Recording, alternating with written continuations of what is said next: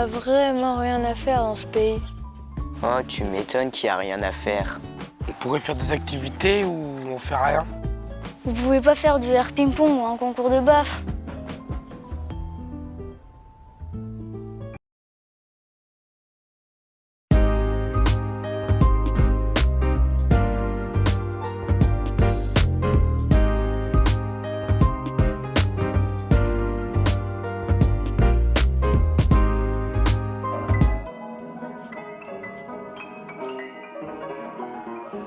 Eh bien, c'est moi qui l'ai choisi. Après, j'ai toujours chanté quand j'étais petite. J'étais dans une chorale et puis j'ai appris la guitare à 7 ans. Et c'était dans un coin de ma tête. J'aimais bien le spectacle. J'adorais aller voir des spectacles. J'étais dans le club théâtre, dès l'école primaire, après au collège, au lycée. Et puis un jour, j'ai eu l'opportunité de faire l'école du mime Marceau à Paris. Donc je suis allée là-bas, j'avais 19 ans. Et c'était le monde du silence, mais en même temps, je prenais des cours de chant. Et puis les soirs, on allait chanter dans les bars. Et c'était une sacrée période. Je suis restée 3 ans là-bas. Et puis après, je suis revenue et je me suis dit, c'est trop dur ce milieu-là pour moi. Et je suis revenue à Nancy, j'ai repris la fac. Et puis je me suis dit, bon, j'aime bien le rapport humain, j'aime bien les enfants. Je vais plutôt chercher à être instite. Et puis en fait, en revenant à Nancy, j'ai monté des groupes de musique, un trio de nanas et puis un groupe de rock. Et puis c'était en moi et je me suis dit, allez, il faut que je me lance. Et donc j'ai arrêté les études et je me suis lancée dans le spectacle.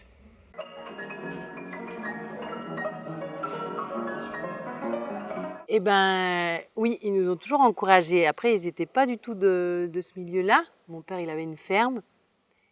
Mais c'était marrant parce qu'il jouait de l'harmonica à ses vaches.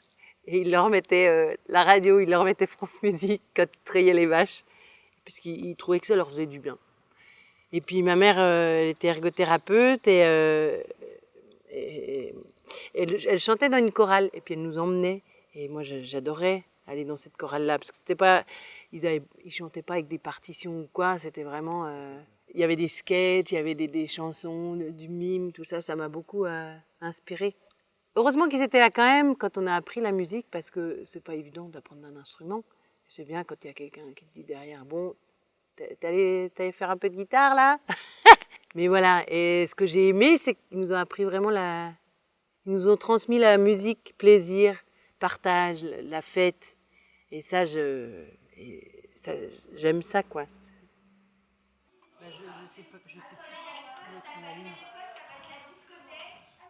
J'ai commencé à apprendre la guitare à 7 ans. Après, je chantais déjà dans une chorale. Et puis, après, j'ai pris des cours de chant, mais tard. Puis j'ai commencé le trombone à 25 ans. Et puis après, on n'a jamais fini d'apprendre. J'adore ceux qui chantent avec des percus parce que tout de suite, il y a le corps qui est en mouvement aussi. Alors, ben voilà, c'est comme ça que j'ai commencé à apprendre les casse-casse. Et puis voilà, tout ce qui se secoue, se gratte, se frotte. Et puis j'ai inventé aussi un instrument avec des verres. Et on l'a appelé le vagophone. Je l'ai construit avec une sculptrice. C'est avec 43 verres sur une grande barque comme ça. Et puis j'en joue, soit je les frotte, soit je les tape. Voilà, et j'ai créé un spectacle autour de ça. D'accord? Et puis après, on va essayer de faire des nuances. Et ben avec Max, on adore aller aux champignons, cueillir des champignons. Et il y a un petit chemin sur le côté, et on passait devant cette maison. Elle était toujours les volets fermés. Alors on s'est renseigné, et puis il se trouve qu'elle était à vendre. Et quand on l'a visitée, on a tout de suite vu dans la grange le potentiel de faire un lieu pour accueillir des spectacles, un lieu pour faire des concerts. Et ça a été le coup de cœur total. On est une bonne bande de copains dans le coin, bricoleurs, avec chacun sait faire des choses différentes. Alors on a créé une association. Et puis on a transformé toute la grange en salle de spectacle, en posant du parquet en chêne à la traditionnelle pour pouvoir danser. Et donc on a créé La Faille en 2011. Et voilà, et on a fait cette année un festival pour fêter les 10 ans. Alors on accueille des concerts, des spectacles, des stages aussi de danse, un endroit pour créer les spectacles aussi, puis pour stocker les matériels de décor. Mais je suis née dans un petit village de 300 habitants et mes parents ils étaient pas mal dans l'idée dans des associations pour faire des spectacles dans les granges, sur les places de village. Donc j'ai grandi là-dedans et moi c'est quelque chose que j'ai en moi depuis toujours, que la culture soit possible pour tout le monde et surtout au milieu rural, qu'on ne soit pas obligé d'aller à Perpète pour voir des belles choses, des choses qui nous font voyager. Parce que la poésie sauvera le monde.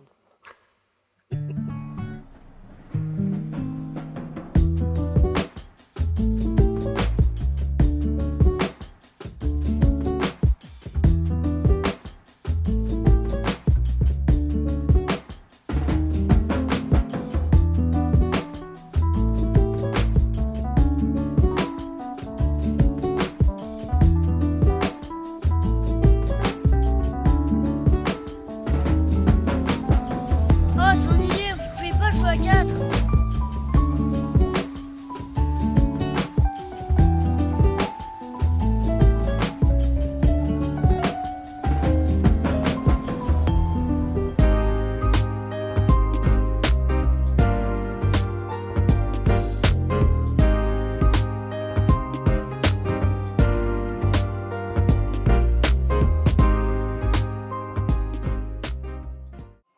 Je suis devenu élu en 2018 quand je suis arrivé sur le territoire parce que je voulais apporter mes compétences et puis apporter des choses à mes concitoyens.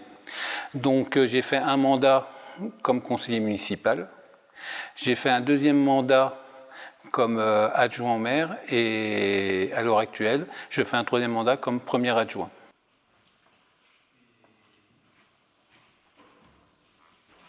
Le but premier était de profiter de mon expérience professionnelle pour venir en aide à mes concitoyens et apporter de la culture et du bien-être aux gens qui m'entourent.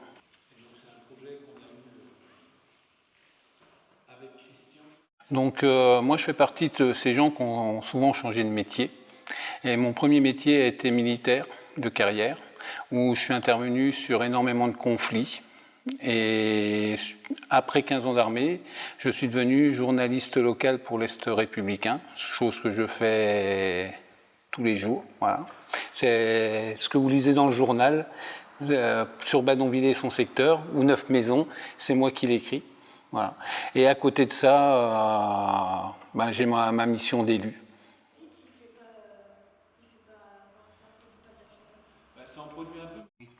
Oui, donc les projets en tant qu'élu va plutôt dans le développement de la commune et puis essayer d'amener du bien-être aux personnes qui m'entourent et essayer de trouver la bonne formule pour associer les jeunes et les plus anciens pour que tout le monde trouve sa place dans la commune et que ça soit harmonieux. Et mon prochain projet, c'est avec les jeunes. J'aimerais bien faire une fresque sur le mur de l'ancien collège. Voilà, donc pour le mois d'août.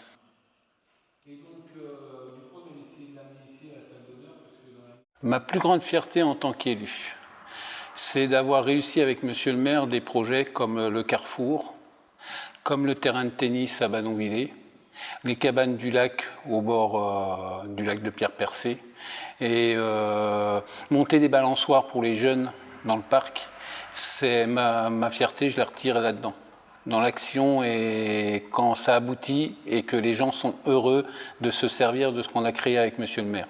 Et donc c'est Émilie qui nous a refait Je fais autre chose, je suis aussi le président de la MJC de Badonviller. Pour pouvoir continuer à tenir le club de judo et apporter du sport et de la culture aux jeunes, j'ai décidé de mon plein gré de reprendre la casquette de président de MJC et je suis parti d'une association qui était en veille et à l'heure d'aujourd'hui ma fierté c'est de voir 150 personnes à peu près qui viennent à cette association-là, qui vont du judo au badminton en passant par le volley, mais aussi du théâtre, de la danse folk.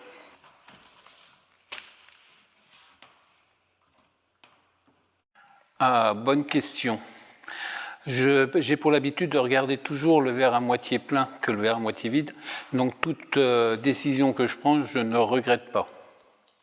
Je suis des fois pas d'accord ou j'adapte ma décision première, mais je ne regrette jamais ce que je fais.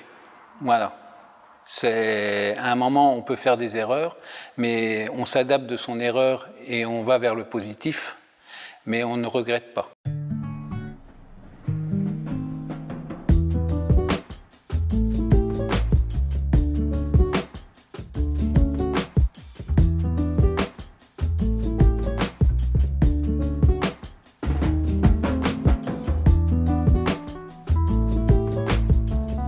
Mais qu'est-ce que vous faites?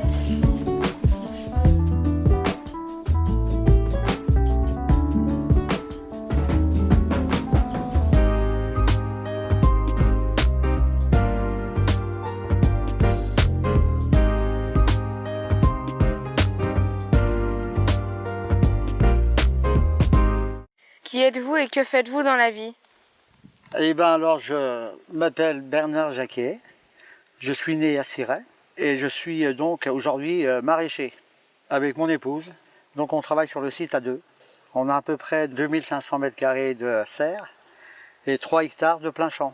On cultive donc des légumes de saison qui sont vendus dans le local. Donc on a un petit magasin là sur place dans le jardin. On vend sous forme de paniers hebdomadaires sur commande. Et on fait aussi des marchés. On fait 5 marchés par semaine. Pouvez-vous nous parler de votre parcours professionnel? Oui, mon parcours professionnel, il est long. J'ai commencé à l'âge de 14 ans. À l'époque, on commençait à 14 ans. J'ai travaillé chez Bata, on confectionnait des chaussures. Donc j'ai travaillé de 14 ans à 16 ans. Et de 16 ans, j'ai quitté l'usine parce que je me suis aperçu que je ne pouvais pas travailler à l'intérieur. Donc j'ai opté pour un autre métier. J'ai travaillé dans la forêt pendant de 16 ans à l'âge de 39 ans. J'ai eu quelques soucis de santé, donc j'ai dû arrêter ce métier.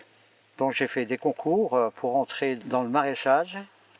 Je suis allé à l'école à Reville-aux-Chênes, un brevet professionnel agricole sur 1 an. Et de cela, je n'ai pas trouvé d'emploi tout de suite, donc je suis reparti à l'école à Nancy pour faire 1 année de psychologie. Et de là, j'ai trouvé un emploi donc sur le jardin de Cirey. Donc j'ai été employé par le conseil général pour donc m'occuper d'un chantier d'insertion. J'ai travaillé donc avec des jeunes qui étaient en difficulté sociale et professionnelle. J'ai travaillé donc pendant 20 ans avec eux. Et là, le chantier, il a fermé le 1er juillet 2010. Donc aujourd'hui, on a recommencé notre carrière professionnelle le 1er juillet 2012 jusqu'à ce jour. Et là, on approche de la retraite, bien mérité, je pense, parce que ça fait 55 ans que je travaille. Mon épouse va être en retraite l'année prochaine et on pense donc céder notre entreprise l'année prochaine. Comment traitez-vous les mauvaises herbes? Alors, je vous l'ai dit tout à l'heure, donc on n'a pas de désherbant, mais il faut avoir des bonnes mains. Tout se passe manuel. Tout est fait à la main ou avec un désherbeur thermique. Donc une bouteille de gaz, un chalumeau et on brûle. Ou alors, on a un système de bâches hors sol, donc on plante sur nos bâches, donc ça nous évite de désherber. Que faites-vous pendant cette période de l'été? Alors en ce moment, c'est les récoltes, puisque nos produits ils arrivent à terme, donc il faut les commercialiser. Alors comme j'ai dit tout à l'heure, au magasin sur place, dans les marchés et dans nos paniers. Et donc là, voilà notre culture de tomates, qui est un travail de longue haleine, puisqu'on commence, nous, par faire des semis, ou d'abord la récolte des graines de l'année d'avant. Donc on prend nos graines, mon épouse et moi-même, on fait donc des semis de tomates au mois de la 3e semaine du mois de février. Avant d'avoir des plants comme ça, bien sûr, il faut les planter, il faut les suivre, il faut les tailler. On taille tous les gourmands, les lier, et voilà, aujourd'hui on arrive à la récolte. Quels sont vos horaires de travail? En ces périodes très très chaudes, nos horaires de travail sont très compliqués. En fait, mon mari Bernard se lève aux alentours de 3 heures. Il fait encore nuit, il travaille à la lampe frontale, uniquement pour l'arrosage. tout ce qui est arrosage, tout ce qui est ramassage de tomates, concombres, ce qui est des produits très fragiles. C'est 3 heures du matin jusqu'à 10 heures du matin. Après, on fait travail dehors, 10h midi dehors, et ensuite une pause. Et on reprend à 17h jusqu'à 21, 22h30 en fait. Quelle est la particularité de votre agriculture? Eh bien, nous, on cultive peut-être pas comme tout le monde, mais nous, on a une culture raisonnée. On n'est pas en bio parce que les coûts seraient trop onéreux sur les marchés. On a une culture raisonnée, donc on n'utilise aucun produit chimique, aucun désherbant. Pourquoi? Pour protéger les sols, parce que nous, on adore les sols, donc on protège nos sols, donc on ne met aucun produit nocif dans nos terres.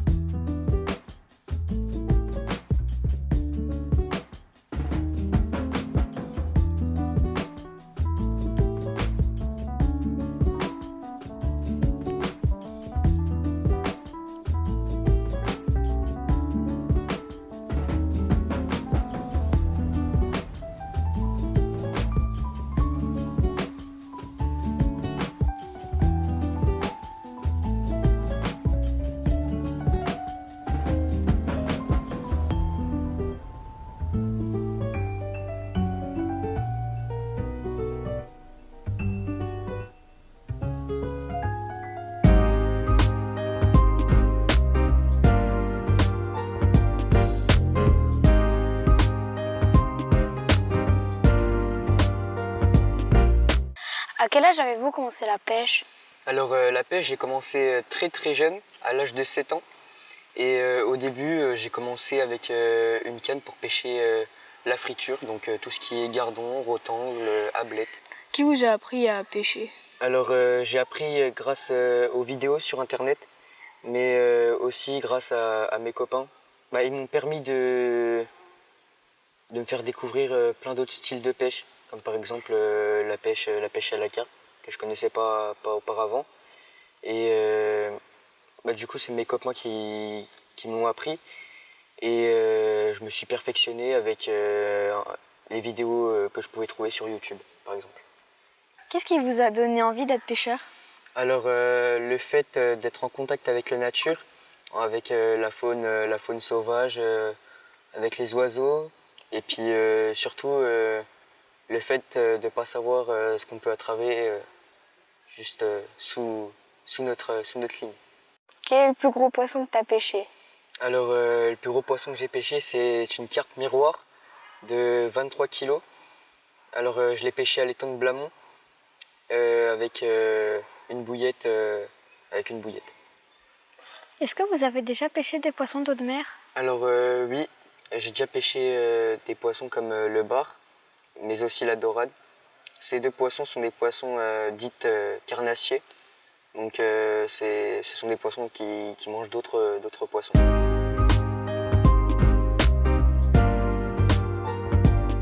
C'est quoi qui vous plaît le plus dans la peinture?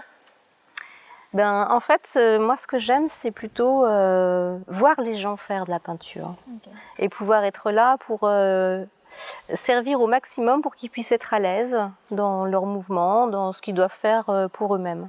Okay. Quand est-ce que vous avez commencé à faire de la peinture? Alors, moi, j'ai fait de la peinture depuis que je suis toute petite, en fait. Mais par rapport à l'atelier du jeu de peindre, c'est jamais moi qui peins. C'est toujours les personnes qui viennent pour peindre.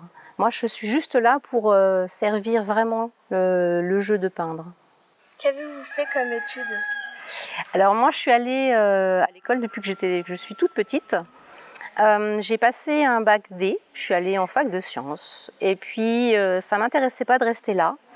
Et je me suis un peu questionnée sur les domaines qui m'intéressaient. Il y avait les animaux et les enfants.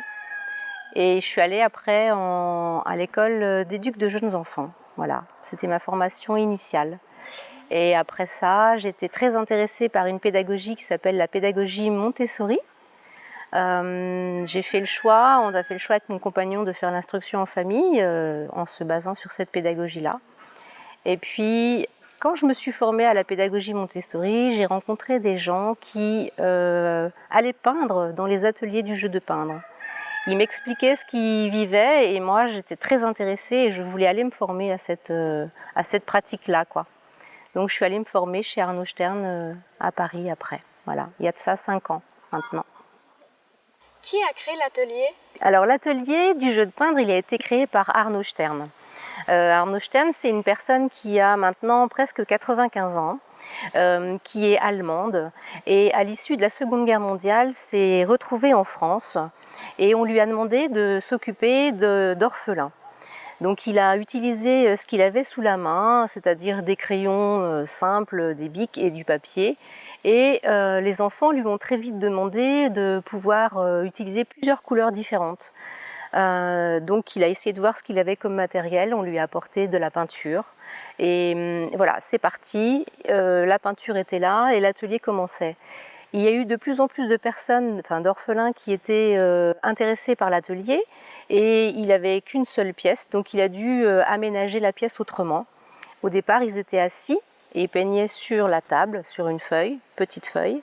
Et après, il a eu l'idée en fait d'installer les personnes au mur, avec des feuilles qui étaient punaisées au mur, et de mettre au centre de la pièce, sur une table, tous les pots de peinture de différentes couleurs. C'était les prémices de la table palette, avec les 18 couleurs qu'on a maintenant aujourd'hui. Et c'était aussi là, la création du clos-lieu, justement. Lui, l'idée était pas... rien n'avait été réfléchi. Tout s'est mis en place parce que les choses se sont mises comme ça. Elles sont arrivées comme ça. Il se dit, lui, d'ailleurs, trouveur et non pas chercheur. Voilà. Et il a observé à travers les nombreuses heures d'ateliers qu'il a pu proposer, il a observé quelque chose qui était vécu par toutes les personnes qui venaient à l'atelier, qu'elles soient jeunes, moins jeunes, avec des cultures différentes. Il a observé vraiment que toutes ces personnes-là passaient par une trace qui était la même. Il a appelé ça la formulation. Voilà. C'est un code universel qu'il a trouvé. Il a pu confirmer ça parce qu'il a été aussi dans des tribus, et il a voyagé beaucoup, pour pouvoir vérifier si les personnes des tribus avaient aussi ce code universel, et il s'est avéré que oui. Voilà. Donc c'est Arnaud Stern qui a créé l'atelier du jeu de peindre.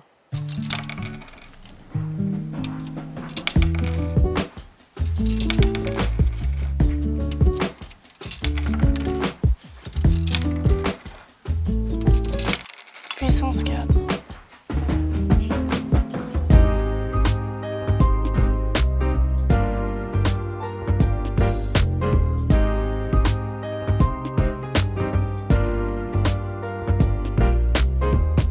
Henri, quelle était votre activité avant peintre?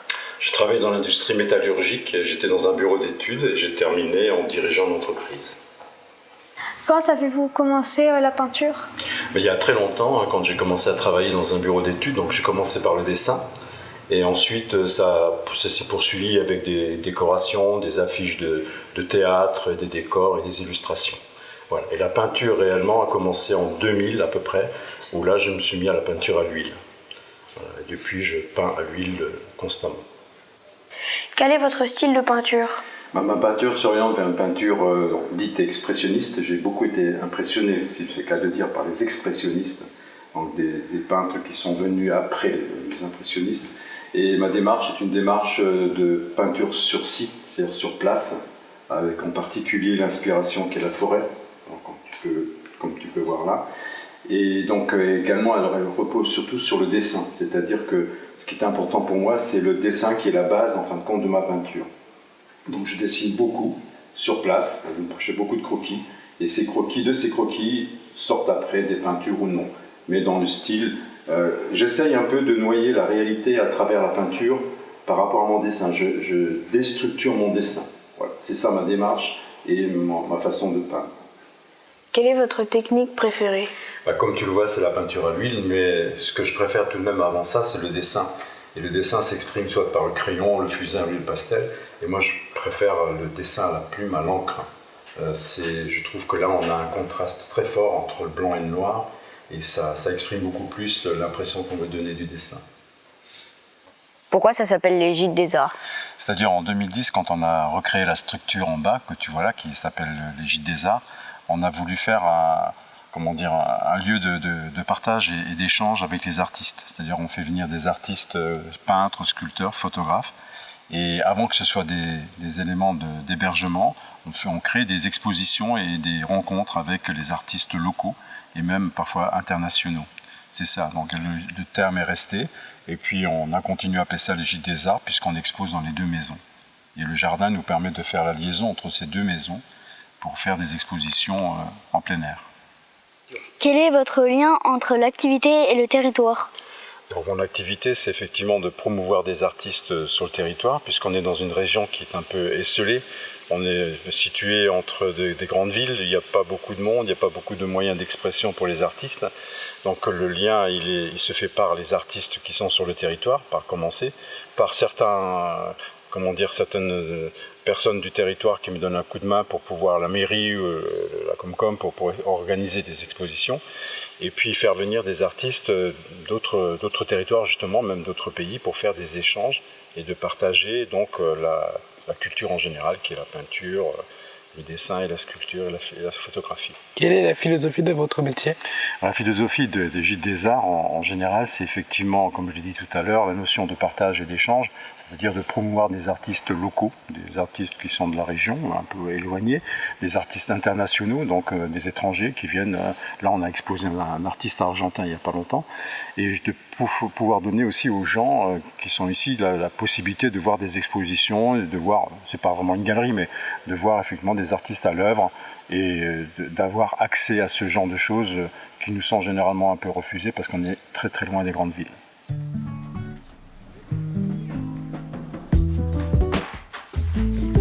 Mais elle m'a piqué ma Air Barbie.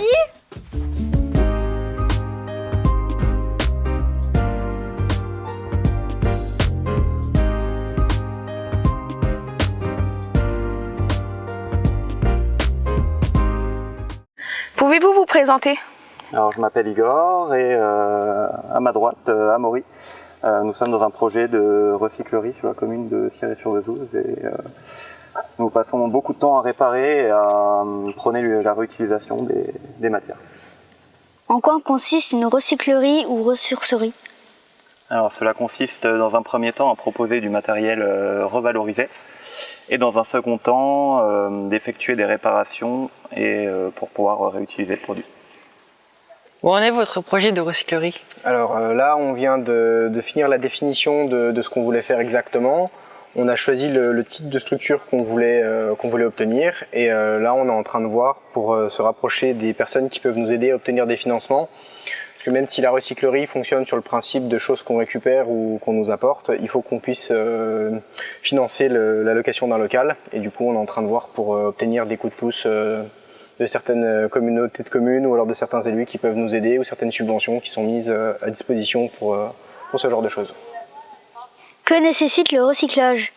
Alors, pour recycler ou pour ressourcer, ce qui est surtout important, c'est d'avoir de la place. Comme on peut le voir, le fait d'avoir à récupérer des matériaux de différentes provenances, ça nécessite d'avoir beaucoup de place et d'avoir des locaux et un petit peu de matériel adapté, donc de quoi démonter, remonter, tout ce qu'on va vouloir réparer. Et après, sur le côté humain, surtout de la curiosité, avoir envie de comprendre comment les choses fonctionnent, avoir des idées et puis surtout ne pas avoir peur d'échouer pour en apprendre à chaque fois davantage et puis de la passion surtout, avoir envie vraiment de démonter, de remonter, de comprendre comment les choses fonctionnent et de rendre service parce que ça fait toujours plaisir de savoir que les 2 heures qu'on a passées à démonter quelque chose qui nous a un peu proposé de difficultés, ça permet d'avoir un sourire chez la personne à qui on répare le projet. Quand vous êtes-vous rencontrés et quels sont vos rôles individuels dans l'entreprise? Alors, nous nous sommes rencontrés il y a environ 4 mois et nos comportements font qu'on a des rôles bien spécifiques. Amaury, lui, serait responsable du côté associatif et du côté social et je serai moi-même responsable du côté commerce et des réparations électroménagères. D'où vient cette envie de recycler et qu'est-ce que ça vous apporte?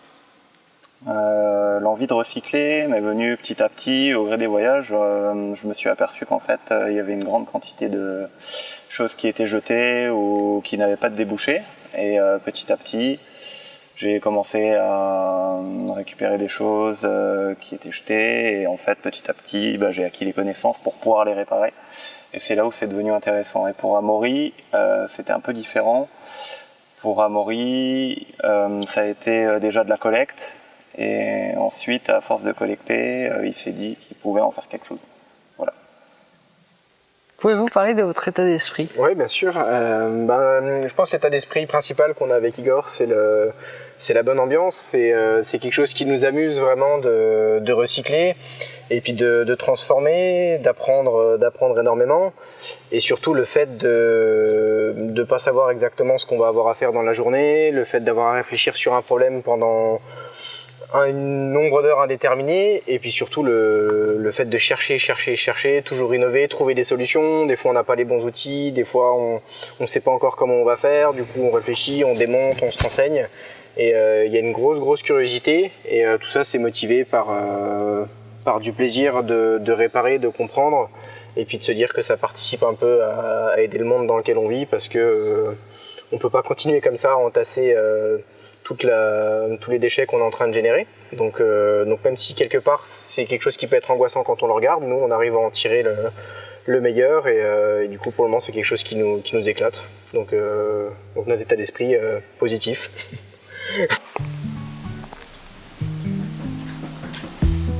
Et tu fais quoi? Tu vois pas que je joue à Zelda sur ma Game Boy?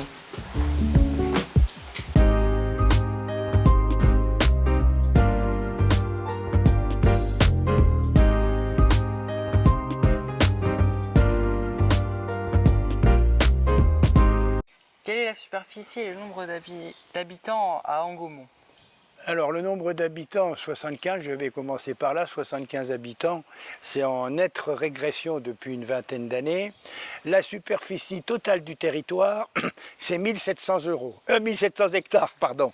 Et on va jusqu'à la Chaplotte. Alors vous voyez que c'est quand même vachement étendu. Que veut dire Angomont? Oui, alors je ne sais pas si ça s'adapte vraiment à vous, mais c'est le mont des Anges. Pour quelle raison êtes-vous devenu maire? Eh bien, en 1983, l'ancien maire était déjà âgé. Moi, j'étais adjoint et donc tout naturellement, il m'a demandé de prendre sa place. Et j'étais instituteur ici et c'était un petit peu mon envie aussi, il faut bien le dire, d'être maire d'Angomont. Je ne pensais pas que ça durerait aussi longtemps, mais enfin voilà. Donc, en fait, c'est normalement le maire qui a laissé sa place à l'adjoint. Avez-vous d'autres fonctions? Oui, en plus d'être un acteur des Nuits d'Angomont, puisque là on est sur la scène des Nuits d'Angomont, ma fonction principale c'est maire du village, depuis une paire d'années, maintenant on en parlera sûrement tout à l'heure, et puis aussi vice-président de la communauté de communes de Vesoul-en-Piémont, en charge de la jeunesse, de la culture, des associations et des seniors. Dans quel lieu sommes-nous? Alors nous sommes ici sur le site des Nuits d'Angomont, qui est un théâtre de verdure, bien sûr en plein air, qui a lieu maintenant depuis 20 ans. La première représentation de cette année aura donc même lieu vendredi prochain.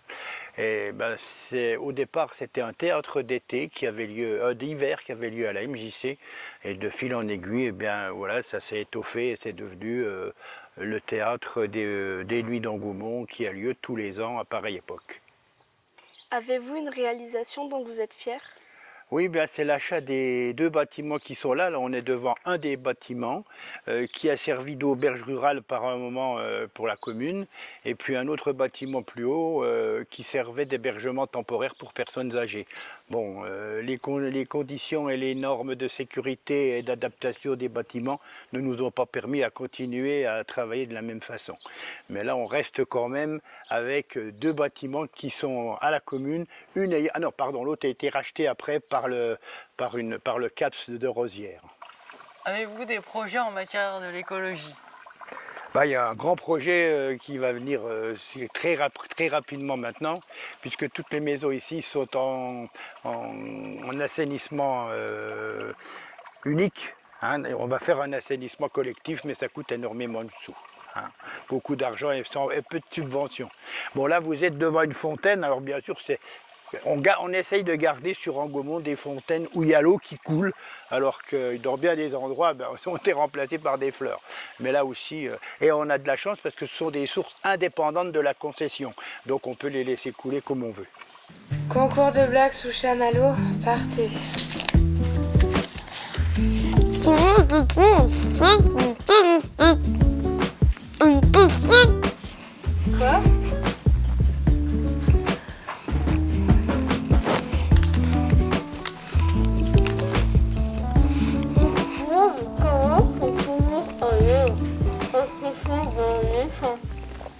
Quoi?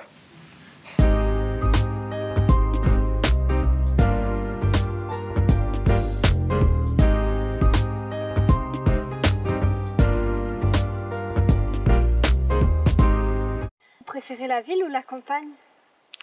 Alors, j'ai habité en ville, j'ai habité à la campagne, et ici je me considère même pas à la campagne, je me considère en forêt, parce que je suis une maison isolée. Je préfère, comme je suis ici maintenant, je préfère la campagne, pour répondre à ta question, pour une bonne raison, qu'on est dans la nature, et pour moi c'est très important la nature. À quel âge avez-vous voulu ou entrepris de vivre cette vie? Ah, ça a été très progressif, il n'y a pas de date d'un coup, ça ne m'est pas venu d'un coup en fait, parce que comme j'ai vécu à la ville, ça m'a fait remettre beaucoup de choses en question. Et puis après j'ai vécu dans un village, après j'ai voyagé, j'ai vécu plein de choses différentes qui progressivement m'ont amené à vivre de cette manière. En faisant le jardin, en ayant des animaux, tout s'est ajouté petit à petit. Et là, je peux globaliser un petit peu tout maintenant. Qu'est-ce qui vous a donné envie d'avoir tous ces animaux? Alors, déjà depuis que je suis toute petite, j'aime les animaux, j'aime le contact avec les animaux.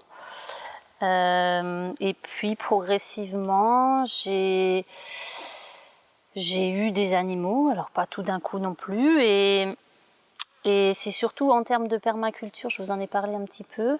Les animaux sont devenus pas seulement mes compagnons, mais on va dire mes outils de travail, dans le sens où ils m'aident à travailler sur le terrain. Les chèvres, elles entretiennent le verger, les lapins font mes tondeuses là-bas sur le camping, le chien, c'est un chien de garde, il m'alerte quand il y a du monde qui vient, ou alors quand il y a les poules qui s'échappent. Et puis les poules me donnent des œufs, mais elles m'aident aussi au jardin à retourner la terre et à manger les mauvaises petites bêtes. Et puis le cochon c'est pour m'aider à retourner la terre sur toute la partie arrière là, du terrain pour éradiquer toutes ces fougères qui sont en trop grand nombre. Voilà. Vous avez mis combien de temps pour faire tous les travaux? Alors, j'ai pas fini les travaux déjà. Oui, mais ce que je veux dire, c'est vous avez commencé quand et vous espérez finir quand? Je crois que j'aurais jamais fini déjà, parce qu'il y a un grand terrain, il y a une grande maison, il y a d'autres bâtiments, j'ai plein de projets dans la tête. Mais pour l'instant, on va dire pour notre partie privée, pour la famille, on a déjà démarré il y a 2 ans. Ensuite, je me suis mise sur la partie gîte, chambre d'hôte. Et puis il y a le camping que je viens de démarrer. Et on va dire que les chambres d'hôtes gîtes avec cette pièce sont pratiquement terminées. Là, je suis dans les finitions. Et là, j'avance sur notre partie privée pour finir nos chambres et notre cuisine. C'est les finitions aussi. Et puis après, la prochaine étape, c'est faire le camping pour que le camping soit ouvert l'année prochaine. Comment avez-vous trouvé cet endroit? J'ai cherché un petit peu parce que je cherchais un endroit dans la nature, dans la forêt. Et puis à force d'en discuter avec des personnes, il y a cette offre qui est venue à moi. C'était un appel à projet qui est lancé par la communauté de communes. Un projet, ils cherchaient quelqu'un qui pouvait mettre de la vie dans le territoire et tout en étant dans le développement durable. Et j'ai monté mon dossier, j'ai présenté mon projet. D'autres personnes se sont présentées et visiblement mon dossier a plu. Et donc j'ai été sélectionnée. À qui profite le potager? Alors le potager profite déjà à moi et mes enfants, puisque on s'alimente avec des produits frais, mais aussi en hiver, puisque je fais des conserves. Et puis ensuite, il profite aussi à mes animaux, puisque les animaux, soit les poules, je les mets, comme ça elles mangent les vers de terre en hiver, ou alors aux cochons quand j'ai des légumes qui sont trop mûrs. Et puis parfois je fais des tables d'hôtes pour les clients. Donc je peux aller chercher une salade, leur faire une salade composée avec des tomates, voilà, avec différents produits du jardin. Plus les fruits, j'ai quelques arbres au fond du potager, donc les fruits après c'est la même chose, ça dépend pour nous, pour les clients. Voilà. Je m'appelle Jade, j'ai 13 ans, j'aime bien le tennis et le judo. Je m'appelle Marianne, j'ai 11 ans et ça fait 7 ans que je fais de l'équitation. Je m'appelle Maxon, j'ai 11 ans, j'adore le vélo et l'architecture. Je m'appelle Eva, j'ai 13 ans, j'aime écouter de la musique et faire de la danse. Bonjour, je m'appelle Jade, j'aime bien le sport, je fais du foot. Je m'appelle Esteban, j'ai 14 ans, je suis fan de tout ce qui est Krav Maga et aussi tout ce qui est informatique. Je me présente, je m'appelle Faustine, j'ai 13 ans et j'aime l'équitation. Je m'appelle Léa, j'ai 12 ans, ma passion c'est le skate et la danse. Je m'appelle Valentin, j'ai 10 ans, j'aime le Rubik's Cube et les arts martiaux. Je m'appelle Charlotte, j'ai 11 ans, j'aime faire du hip-hop et des bracelets.